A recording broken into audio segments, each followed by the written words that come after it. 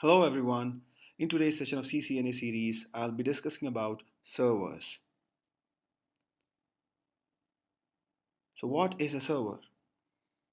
Generally speaking, a server is a software component or a dedicated hardware that can accept requests from multiple clients and providing suitable responses after processing their request.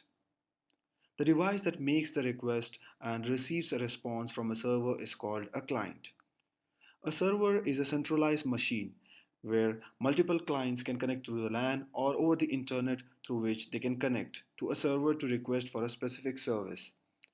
Requested service can be anything. For example, the video which you're watching was uploaded by me on YouTube and is hosted on the YouTube server.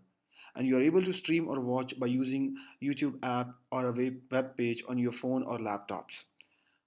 Clients request YouTube server to stream the video, and the YouTube server responds back with the content. Server is not just a physical computer but rather a role that computer takes. Let's see some of the common types of servers. Application server. We have database server. We also have DNS server. We also have file server, mail server, and the web server.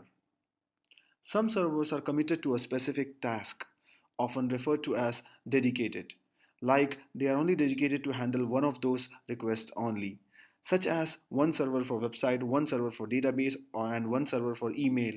This can happen only in big organizations.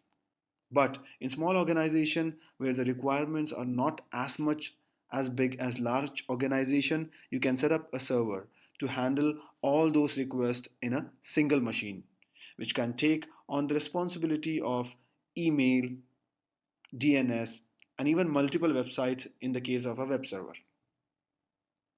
Can my home computer be used as a server? Yes.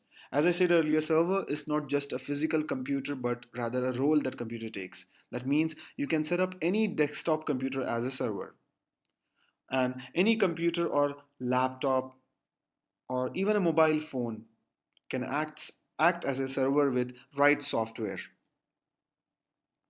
For example, in home networks, personal computers can be used as file server to share files between other devices on your network. Let's go through the basic hardware component of the server, starting with central processing unit, also known as CPU.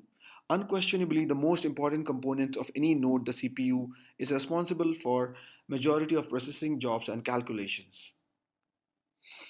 Another component is main memory. The CPU uses this fast, volatile storage areas to directly access data retrieved from files and programs that are being worked on. Main memory can also be referred to as RAM, mainly because the CPU can possibly access any part of it. Then we have internal storage. Most servers have internal device that allows the recording and reading of data for multiple purposes, such as loading the operating system and storing the application information. The most usual internal storage device are hard drives. Then we have network interface controller. This is a hardware device that controls the communication between a server and a network. And we have peripherals. These are auxiliary devices that perform particular functions such as data input, output, or specialized processing. Some examples are mouse, keyboard, printer, and among many others. Server can host different types of operating systems such as Microsoft Windows, Linux, FreeBSD, Apple Mac OS, and Android.